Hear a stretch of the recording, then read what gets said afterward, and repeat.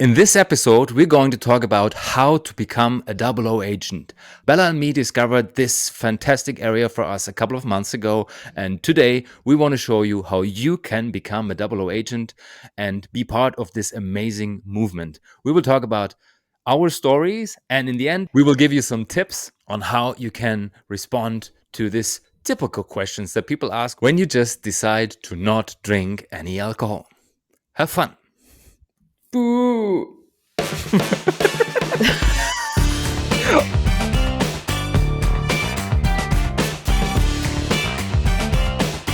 Welcome, all you curious people, no boozers, and wine lovers to the third episode of Double O, your weekly go-to show about no alcohol products in the podcast universe.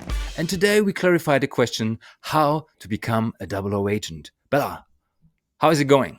It's going good. Sunday, slightly hungover, not hungover, but I'm sleep deprived. So one more reason to just stay with this movement, to explore products with all of you. But first of all, what is a double O agent in general? Do you have any idea?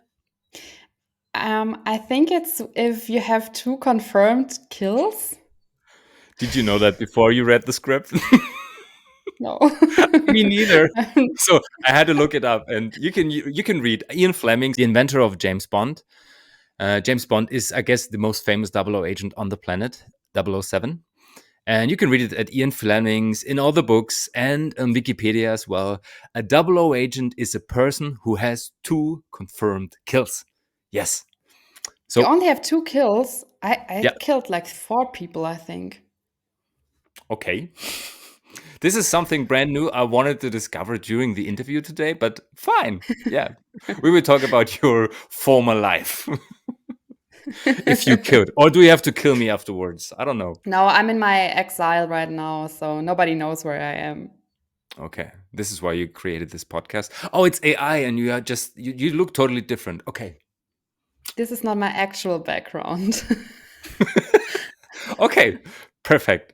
In our opinion, a double O agent is a person who is really interested in the whole non-alcoholic movement and had at least 2 amazing moments with non-alcoholic drinks. And these are the drinks we will talk about in the future. And today it's your turn on the drink of the week. And I'm so excited what it will be. Alex, what is your favorite agent? Actually, when we talk about James Bond, it's 007, Daniel Craig, really good actor. And Really nice car.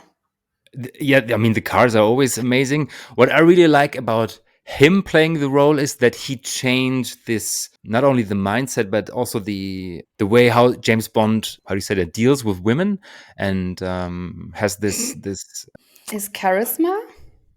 it's not only the charisma, it's the way he thinks about women and how he treats women. Because Sean Connery was the guy, he, I don't know, went to the bar, he took this lady home with him in his room, and then they made out, and then he put her into the shelf, and the next one was coming in, and the other one stayed in the shelf the whole night until the next morning the other one was leaving. And today it's more about love and feelings, and of course he gets hurt every now and then due to that reason, but to me, this is the better Bond. Yeah. Yeah, I mean that poor girl. She probably didn't sleep at all. No, it's quite tough to sleep while standing. I guess cows can do that. I think I would have just at some point just sleep and then fall outside of the closet just because I lost my balance. Stability. Yes, I love it. We all know that you are a Pinot lover. So How? tell us a little bit. It's just a feeling that I have. I don't know where I get it from. How did you discover your passion, and then how did you turn it into a career? I guess there is 2 different things that brought me to Pinot. The first thing is that I grew up with parents telling me that you cannot drink red wine from Germany because the red wine they knew from the 70s, from the 80s was off-dry, crappy stuff. Dornfelder and all this stupid wines we were making, and only few people knew about Pinot Noir, the good stuff from Kaiserstuhl, from Baden and Pfalz, and our valley, for example. And if even if you knew it, it was too expensive to buy them. So you stood with, I don't know, Italian ones. My parents love Italy, and they drink a lot of Chianti and Piemontese wines. So I got more used to this. Yeah, powerful wines from Italy or from France. But I started to try things from Germany because I like trying things, even though people say don't do that. And in the end, I discovered that Pinot is quite good. And when I got deeper into this viticultural winemaking part, so I learned how wines are grown, how wine is made in the cellar, and I also took internships with wineries. I learned that Pinot Noir is an amazing grape variety that can produce a lot of styles, many styles, and it's a diva. And this is why it suits me quite well, I think. I'm a diva every now and then as well. Are you also And very thin skinned? not that, but I would say you have a rather thick skin. I think so. But for me, a diva is more like is not a person with a thin skin. It's more a person that needs a better environment to grow easily, and it's tougher for her or him if the environment doesn't suit it perfectly. So Wow, I what a need. nice meta level deep Thank you very talk. much.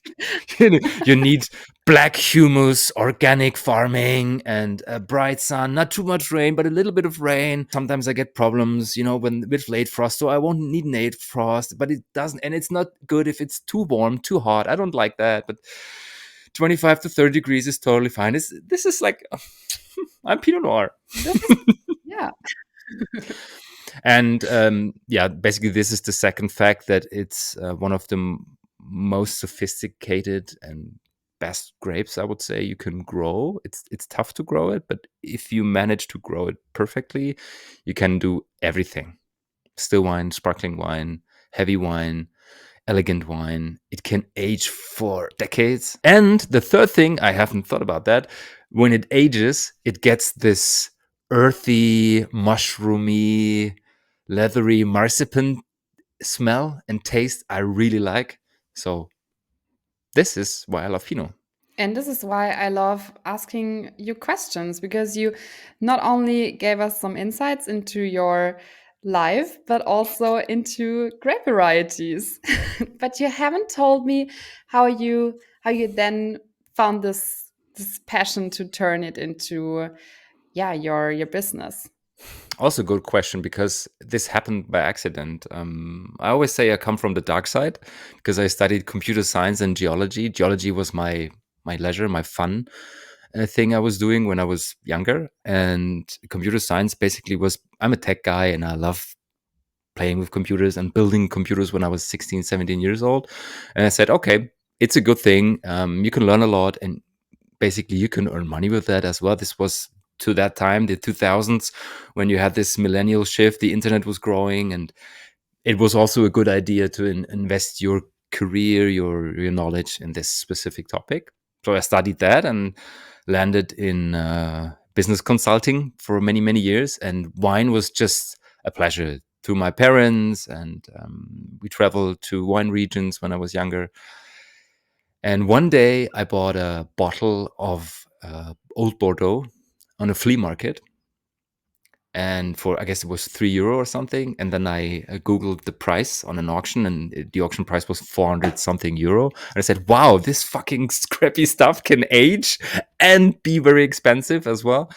And then I got deeper into wine, and in the end, it was way more exciting to work in an environment with people who love what they do, who love building things like craftsmen and women, winemakers, viticulturists, and also have this, I would say, mindset of working hand in hand with nature and often having a sustainable approach instead of working in a company environment where basically you work to retain the company. or to fulfill people's goals that have nothing to do with the company goals in general, or yeah, just self-fulfillment and not about doing good things for other people. Thank you. Yeah, fully agree. How do alcohol-free wines and products now fit into this? I mean, I started this podcast, Pinot Pixel, 1.5 years ago, and I was talking about wine, wine business, wine marketing. And the more I read about wine and alcohol and consumption and what is happening, on the one hand, I ask, why is this happening? Why are people getting more and more rid of alcohol and don't like it? And secondly, of course, I read studies on what alcohol really does with your body, with your brain, and discovered it's not the best thing. It's an option if you drink moderately and if you drink the good stuff, but less. Then I tried the first products last year in March at Provine. I had 100. I can't remember the number of last year. This year was way more. I guess it was 183 products last year. And it was like, what the hell? There's three that really taste like something, not even wine, but something. And okay, I started looking, and then I had 2 to 3 products that really surprised me in a positive way, qualitatively wise, and where you can say this could be a good one in food pairing, a replacement for a good night out with friends, or a gift as well. And this is why where I got excited about the whole category. And it is so fast moving. It's so interesting. So, what does a good de-alcoholized product look and taste and feel like for you? Oh, good question. I mean, generally, when we talk about non-alcoholic products, there is this one you just mentioned, the category. There was alcohol in it, and it was de-alcoholized. Mostly when we talk about wine, and there are some spirits, but just a few. And the other were produced and never had any alcohol. Oh, there's a third category that just started to ferment, for example, beer or kombucha, and they stop at, I don't know, zero 0.5 or something. So basically, this is the three. But when we talk about de alcoholized products, especially wine, to me, it's the quality of the base product. So you have to have at least a really good product in the beginning. Usually, I would say this is done by a winemaker in a small, high quality winery, family owned, something like that, where people understand how to work with nature and the produce itself, to get the best out of it. And secondly, of course, people who understand the process of the dealcoholization to retain the good part of the wine while getting rid of the alcohol. And there's just very, very few people that know how to do that. And it's not it's the same with wine. I mean, 85-90% is just entry base level, suits every palate, tastes good because either sugar and or alcohol with wine and sugar with non-alcoholic products. But if you want to have this really tasty, high quality product, talking about wine, it's the base product and this gentle removement of alcohol while keeping the elegance and the complexity of a good wine. Have you ever tasted, tried a good de-alcoholized Pinot Noir? Never. But my friend Luca is always telling me that he had one. And I'm so excited to taste it one day. It's probably a wine that we are going to make with my other project with the Winey Art Club. Let's see, but definitely, I'm still looking for a good Pinot Noir, de-alcoholized one. I don't know if it's necessary. What I would love to try is either a verjus or a grape secco, where you just take grape juice of a high quality Pinot Noir and add CO2. This is what I would like to try But because that this would brings probably out be this. very sugary as well. It could. I mean, verjus. The advantage of verjus, as we talked about in episode Yeah. 2, is that you harvest earlier, way earlier, normally 1 month or something earlier than the usual grapes. So the acidity is high and the sugar is lower. But yeah, sure. The sugar usually is between 70 and 120 grams. So, when we speak about your path to where you are now, you also just mentioned the Winey Art Club. Is this, I mean, this is all connecting the dots. So, do you want to say one or two sentences to what the Winey Art Club is? Maybe the listeners are interested in that and want to check it out. Sure. I mean, the Winey Art Club was the idea of bringing my most favorite things together. So the tech world and the wine world. So we created this club where you can enter by buying a one-time lifetime membership.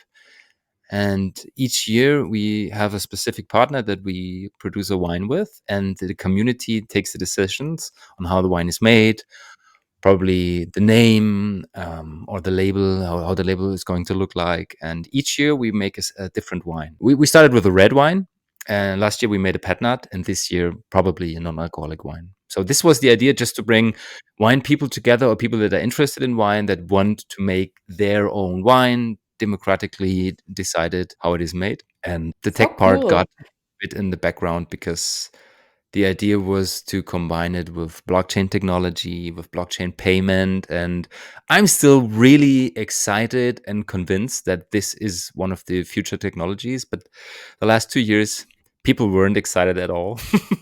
And during the bear market, as they call it, so everything went down, people were not excited about talking about blockchain. So we discovered that 10% of the club, it's about 100 members, 101 members at the moment, 10% is interested in crypto and blockchain, and the rest is just wine lovers. That's pretty cool. Maybe the rest, maybe the 90% they would be, and maybe 100% would be interested in meeting up in person and just have a huge get together. Maybe they are not so blockchain and tech enthusiastic and sitting behind their desks. Maybe they just want to enjoy with the other folks that are in the club. Yes, and I mean, we had some meetings and workshops together with people, usually between 10 and 20 persons, and it was quite a good mixture.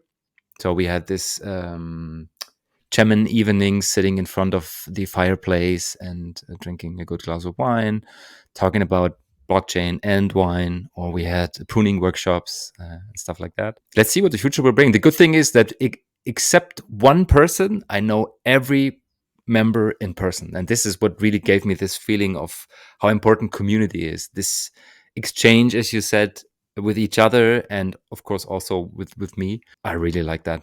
I love that. And I guess 50% is of the listeners of the Pinot Pixel podcast in the beginning were Wine Art Club members as well. So everything builds up brick by brick. Yeah. So, guys that are listening, if you are interested in wine in general and getting the latest out of the wine business, not only de-alcoholized wine, then hop over to Pinot and Pixel. That's actually how I got aware of you, because I was Googling for information on de-alcoholized wine. And then I stumbled upon an interview in your podcast where you interviewed Luca from Senso. And then I couldn't stop listening because it was just so informative. It's the best. It's just summarizing everything that is new in the drinks world. Oh, thank you very much.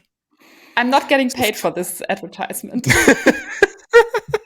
I don't know if we have to point that out while uploading the episode, but basically, I don't know if you have finished your questions, but this is a Yeah. really good transition to you and how you got into the business. So we already heard how you stumbled into de-alcoholized wine, and the studies and stuff with the interview I did with Luca. But beforehand, I guess there was maybe one or two things that happened that brought you into the movement. But I want to start with another question. Why Bella? I mean, Bella is the beautiful girl, like the Italians would say. Why Bella? What is behind the name Isabella Bella? So my dad is very car enthusiastic, and he wanted to call me after the car Isabella Borquart. I think they are not really producing anything anymore, but it's a very cool car. And my mom was like, "No, I'm not going to support this car fanatism. We're going to call her Isabel." So in my passport it says Isabel, but I don't know. I just feel much more aligned with Isabella, and there's a lot of people that call me Bella. There's some people that call me Easy, but in general, I really like Bella, and so I No thought way. for this episode or for this podcast, let's stay with Bella. I think I have to change my hat I'm wearing today with the Karma Kiwi. cap because there is a book in my shelf. Because I mean, I don't know if you know that I own an oldtimer, a Wartburg, Yeah, yeah. and the second one I was thinking about buying was a Borgward in Isabella. No. And I bought this repair book and I have it in my shelf. Let me check where it is. Honestly, isn't it so interesting how everything connects in the end? Because it's so random. It could be It any is. other story. I would check it out. Isabella, Bella Borgward. Beautiful car. I totally get it. Okay. Uh, so Bella, we started talking after the interview. I made with Luca. You connected. We connected through Instagram. We had a few chats, and we also went to Burgundy together. And I had the feeling that you are a positive person, always of high energy, and yeah, so many ideas, so many things to do, always smiling. So tell us, how would the perfect day look for you? Oh, that's a very nice question.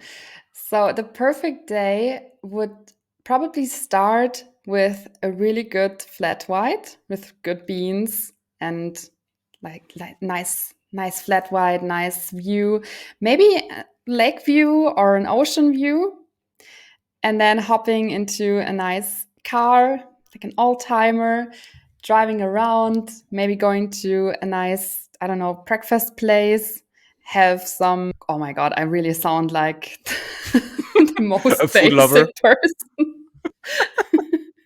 And before that, of course, I would go to hot yoga. Why not? I I would go mean, we're for a talking about your run. perfect day. Yeah, that's actually really my perfect day. Yeah, I would definitely integrate some sports, maybe playing tennis or paddle, and then just going to the beach, hanging out with friends, having nice food, having a lot of sun and a lot of fresh air, and being on the go. Like I Hmm, really love to move, and then pretty in the cool. evening, just have some maybe a sundowner, maybe a glass of wine, but doesn't have to be, and then yeah, going to bed early. I really like going to bed early these days. Okay. Sounds like a really good day. And I guess 80% of the people listening would say, subscribe. Yeah, pretty cool.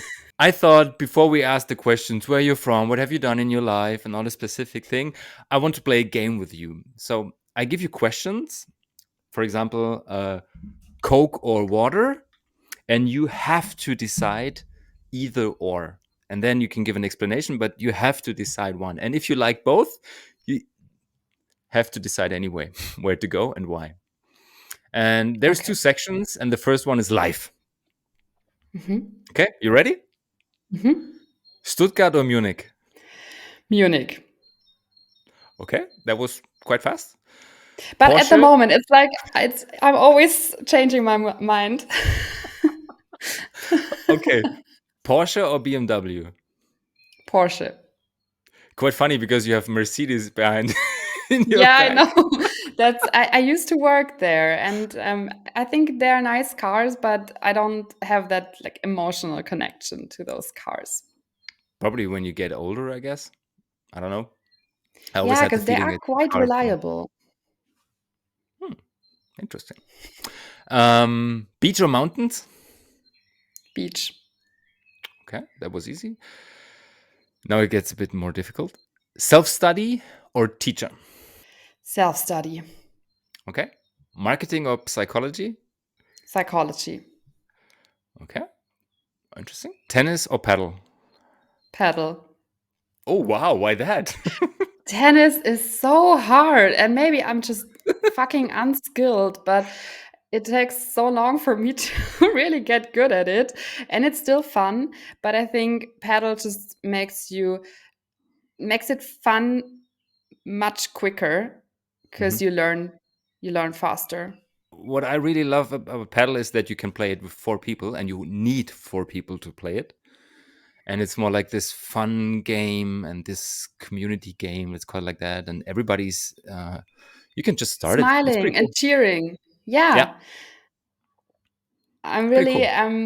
if you just measure how much people are laughing and just how excited and enthusiastic they are while playing paddle, I would say it's higher than with tennis. Tennis is a Wow. bit more serious. I will clip that and send it to some tennis friends. Yeah, because I'm a tennis trainer, and I stopped giving trainings to people, I guess, 3 to 4 years ago. But I still love tennis, and I discovered or tried pickleball and paddle, and both were way more fun because of the exact same thing you just mentioned. It's more like about Yeah. playing together against each instead of against each other, and smiling, and this measurement. I really love that. What do the people drink after having played paddle? First of all, water. Then Makes sense. sometimes I prepare just a nice smoothie Hmm. with protein, a lot of protein, a lot of peanut butter and banana in it, and some spinach and stuff like that. But there have also been days where we played in the evening and then had a glass of wine afterwards, but Would you just say one. it's usual to drink wine after paddle? No, Is it more a beer that was sport just or a wine sport or electrolyte sport? I think it's from Spain originally, I think, or from the Canary Islands. Hmm. So I would say when I discovered it, we would, if we drank something afterwards, we would drink Aperol Spritz, just because Okay. it's The just typical this Spanish drink, holiday sure. thing. Yeah, yeah. And all the Italians are like, "What? What is the Mio problem? What is the amore." stupid? Yeah, and then it's also quite popular in Italy, and in Germany it only just starts. So maybe a Radler, Problem? alcohol-free Radler would be a nice. Yes. I saw many people drinking alcohol-free beer afterwards because it's said to be this electrolyte drink you would need after Yeah. heavy sports. Could also be an option for alcohol-free drinks as well. Yeah, definitely like a nice spritzer from like a nice white wine spritzer But I guess de-alcoholized. paddle wasn't the thing that brought you into wine and especially non-alcoholic products of wine. Yeah, so with the non-alcoholic product, I really only started thinking about it last year because I'm generally a very conscious person. I really listen to my body. I integrate a lot of sports into my life. I take care of my nutrition.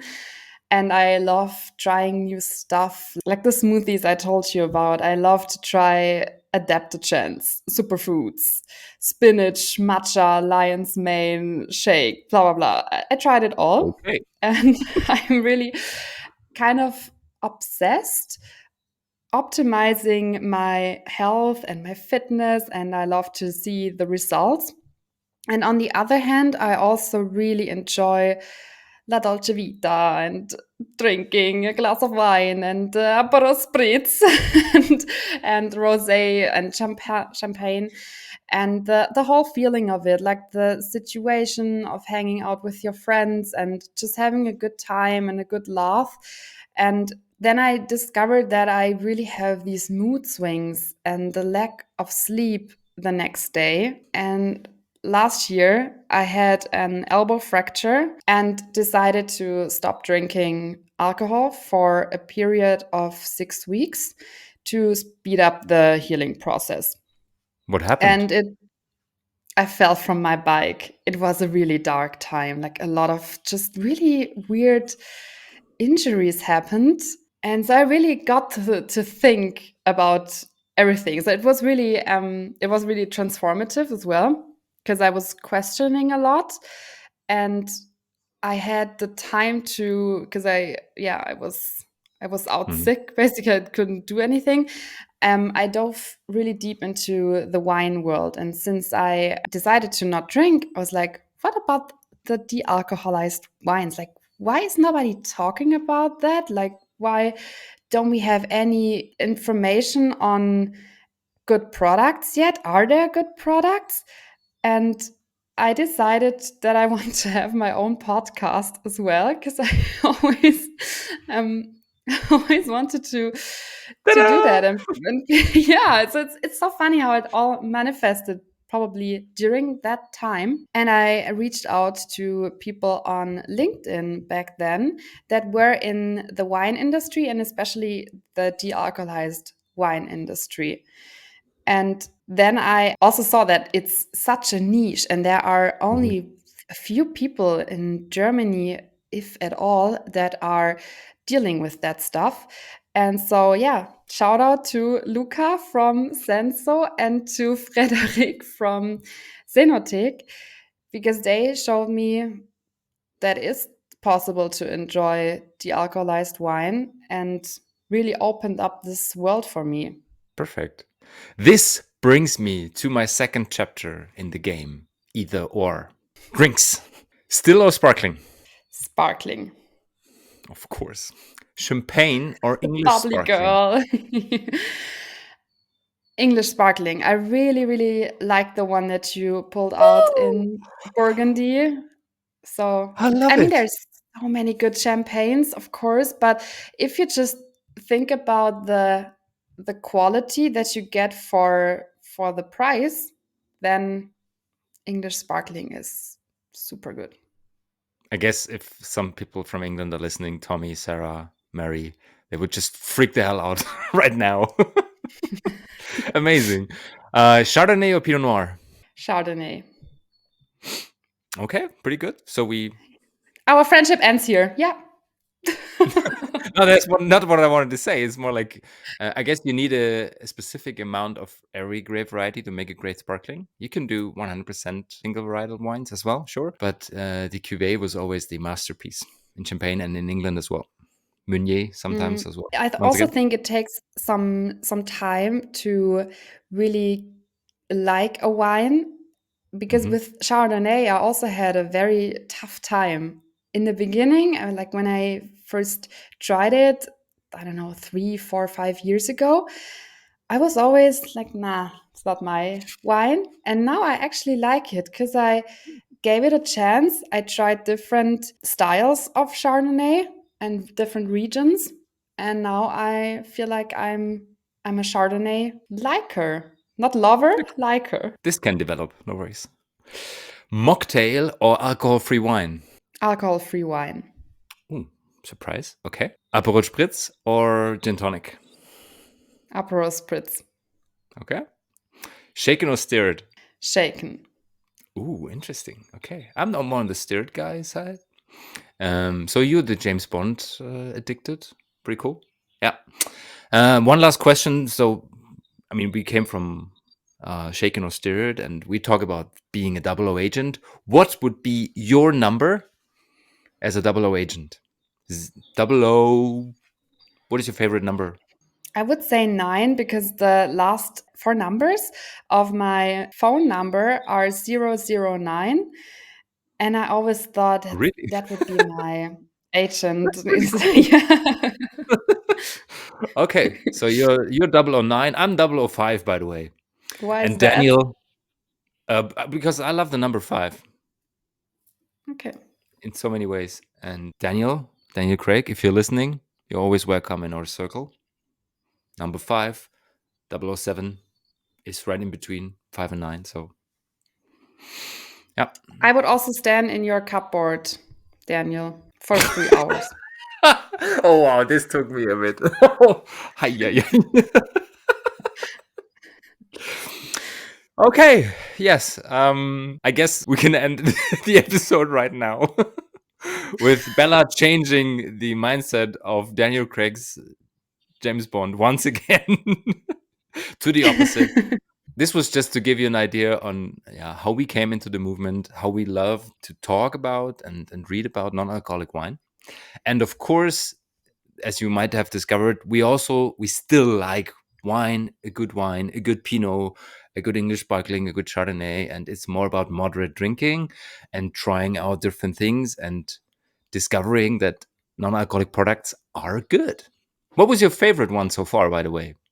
No advertisement, just what comes into your mind. I'm a huge fan of the Senso champagne. So the And black I label. really, yeah, it's not because it was the first ones that I tried, but also because it was one of the best. We have to clarify, it's not a champagne. Otherwise, the lawyers will hunt us until the end of time. It's a sparkling, high quality sparkling. It's called Senza Black Label, champagne style. I guess we And can it even has say a that. oh shit. Devil's Kitchen. What I really love about it is also the design and the velvet label. So it's such a good Mhm. present if you have someone that is, I don't know, having an anniversary or a birthday or a wedding. You can just bring that, and it's makes for a nice present. Definitely. Yeah, What they're cool. about you? What's your favorite wine in the I guess de-alcoholized? there were a few depending on the occasion I'm looking for, and as a gift, and especially in business context, Black Label Senso is definitely a good choice. I also tried some really good spirits that basically were spirits beforehand and were de-alcoholized from Sober Spirits. I guess it's a French company. And my favorite wine style wine, de-alcoholized wine, is from Moderato. It's a red one. It's a Tanat, and it was just amazing. Low sugar level, but you have this tannin structure. You have this Mm. the darkness I really enjoy about Tana, because Tana is such a dark variety, and like always like this. And it's a non-alcoholic wine for wine and food pairing, and this is what I loved about this one. So yeah, but there is many products well made, and in the future we will see it like that. There's also a grape secco from Salvei. Do you know Salvei? It's a German No. company in close to Kaiserstuhl. They have something called Null Promille, 0 promille, and it's just grape juice made of muscatella, red muscat, and then added CO2. Quite high in sugar, but really tasty. And definitely, when I had my bachelor parties with ladies, and one or two were driving, or one was pregnant at the time, she said, "Oh, give me that stuff," and she drank the whole bottle in, I don't know, 30 minutes. When was the last time that you decided to not drink for a period of time? Like, even if it's just 1 week, but during that time, there might have been drinking occasions with friends or family where you then had to say, no, I'm not going to drink today. When was the last time and how did they react? I've never decided to do this for a specific period or amount of time or something like that. Um, it usually happened. I was preparing for a half marathon, or I don't know, I had too much a couple of weeks ago, and I felt it didn't feel right. But I had a weird situation during Easter when we on Easter Sunday we went out to a restaurant, my parents and me, and they went for fish or something, and I can't remember the food, but they ordered wine. And then I said, "Oh, I would like to have a bottle of water." And my parents were like, "Is everything okay?" I was like, "Yeah, sure." Are you It's totally sick? fine. Who It's are something you? like not like that, but this happened when I taught them that I'm focusing on vegan stuff, so no meat and dairy products. They were like, "Are you still eating that, or are you healthy again?" But with alcohol, I guess it was more like a surprise, because we went to a friend's winery for lunch, and it was just usual to order wine, and I didn't, because I didn't want to drink. Not, I don't know, it was just a feeling. And then I said, "No, it's fine. I'm fine with water, and I just don't want to drink today." And they Did you feel accepted it. uncomfortable? Not at all. But Okay. this is this developed over the last 3 to 5 years, because I learned in that period that I don't give a fuck about other people's opinions. And of course, I value if people give feedback, but if they say that's stupid what you do, I say, okay, I'm a Yeah. stupid guy. That's so interesting because I don't think that everyone is at the same level of not giving a fuck anymore that you are. So I would say that there are more people that are feeling uncomfortable saying that they don't want to drink tonight. And we will dive deeper into this amazing psychological topic in episode number 5. Until then, keep an eye on our social media. On Instagram, we will share some ideas, some tips for you how to deal with those specific situations. And before we totally forget it, what is your drink of the week? My drink of the week is Aperitivo Senza, Senza alcohol, from Mondino, and it really is the perfect alternative to Aperol Spritz because it's not that sugary. It's very, very gentle in its sugars. It smells like alpine herbs, so you really feel like you're in the Alps, but also with a touch of Dolce Vita because there's this citrusy and orangey herbs. It's like, it's amazing and it's perfect for a nice summer drink. I want to shout out to the four founders of Mondino because, funnily, first I tried the aperitivo in a spritz, and then I discovered that they also do these mountain rallies where they drive with their cars for a Ah, weekend and have like a huge community of friends that all like to drive. And so I got into that. pretty cool. Perfect. Thanks for sharing that. We put the link of the producers in the show notes. Have a great week. Stay curious and start your week right by making conscious decisions. Over and out.